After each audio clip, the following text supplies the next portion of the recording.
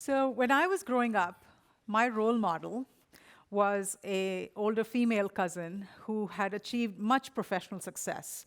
She had been a district judge and then had moved on to very senior positions in the government. She had married a colleague who was also in a senior position in the government. Looked like she had it made. Two beautiful children, a large, fancy home that she had bought with the money that she had earned. And yet, when you looked at her, she was often sad and depressed and had a whole host of unexplained health issues.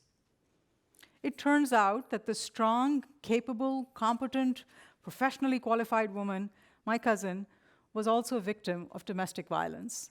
And she and her children lived in fear of emotional and physical abuse by the husband. When my parents found this out, they strongly encouraged her to leave that relationship. But she would say things like, "I can't shame the family by airing my dirty linen in public. Who will believe me? If I divorce him, the children will get taken away from me, and my children will be labeled as coming from a broken home.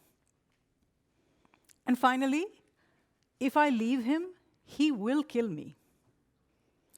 These are the kind of statements and concerns that we hear every day from those that are seeking services from AACI, culturally and linguistically competent services. Unfortunately, domestic violence in the United States has a greater prevalence for women than diabetes and breast cancer combined. And domestic violence is an equal opportunity offender with no regard to social class or economic status or professional qualifications.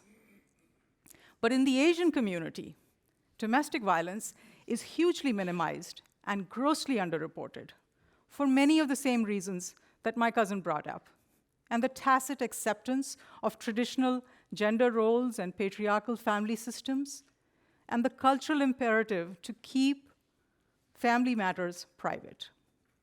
But despite this underreporting, the need for services is growing exponentially. Last year, at AACI alone, we saw a 400% increase in the demand for our services.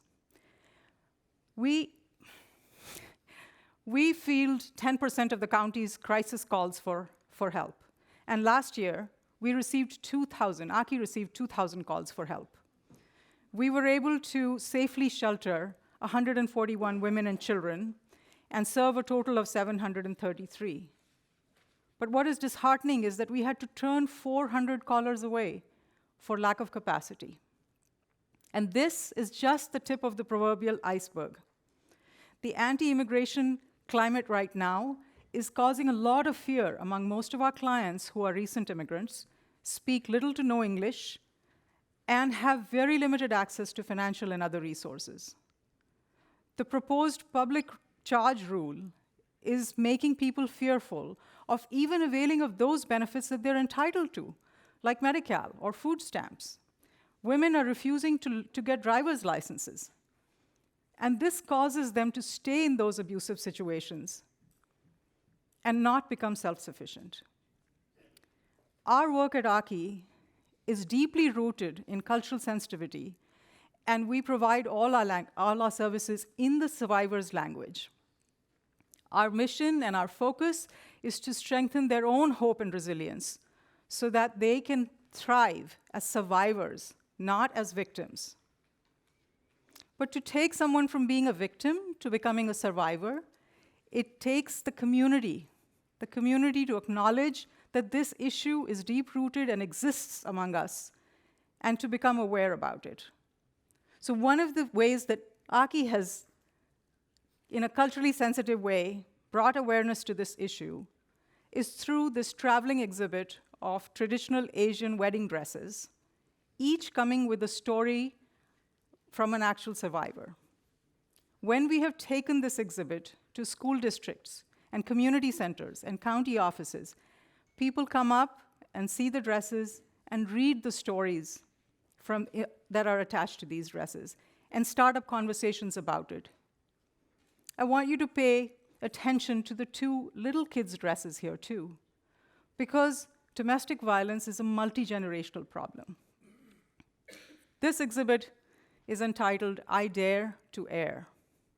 So today, my ask of all of you is please help us spread awareness about the prevalence, the size, and the scale of this issue amongst us. Please talk to your friends and acquaintances and policymakers and people of influence and shed light on this issue. I invite you to dare to air this issue. Thank you.